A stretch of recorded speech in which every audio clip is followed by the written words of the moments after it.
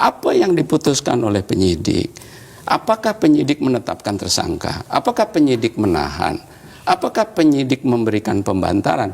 Tentunya ada ketentuan-ketentuan yang secara undang-undang ya Pak menjadi pertimbangan dan hak subjektif daripada penyidik untuk menahan ya Pak, dan hak penyidik juga untuk menilai. Tapi dalam penilaian kami sebagai advokat daripada Gus Yakut, pantas Gus Yakut untuk diberikan tahanan rumah.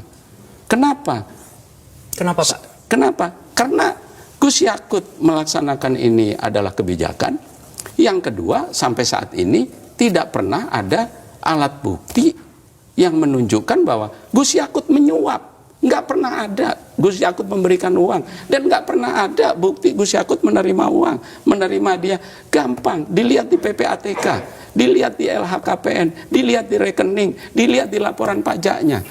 Nah, oleh karena itu, kemungkinan penyidik juga melihat mana dengan tidak adanya alat bukti yang menunjukkan adanya mens rea jahat, sementara perbuatannya dalam ruang lingkup kebijakan yang tidak ada kaitan dengan operasional penentuan siapa berangkat, siapa tidak berangkat.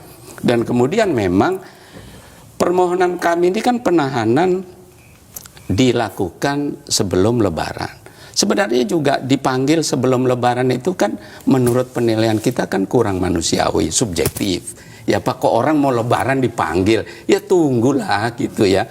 Ya, toh Gus Yakut nggak bisa pergi, udah dicekal. Kedua, memang Gus Yakut juga menderita GERD. Bisa dicek di dokter riwayat kesehatannya. Separah apa Pak? Sehingga bisa dikasih dokter yang mengetahui, dokter yang mengetahui. Nah, oleh karena itu kami pada saat Gus Yakut ditahan menggunakan haknya yang diatur dalam undang-undang mengajukan penangguhan penahanan. Dan kemudian itu disetujui, berarti ada alasan-alasan yang bisa diterima. Dan kemudian ditahan lagi, itu ada alasan subjektif lagi. Jadi sebenarnya semua proses ini adalah sesuai proses hukum. Oleh karena itu masyarakat harus kita ajarkan berpikir positif Pak, tidak negatif. Positif itu termasuk nol itu positif Pak, netral.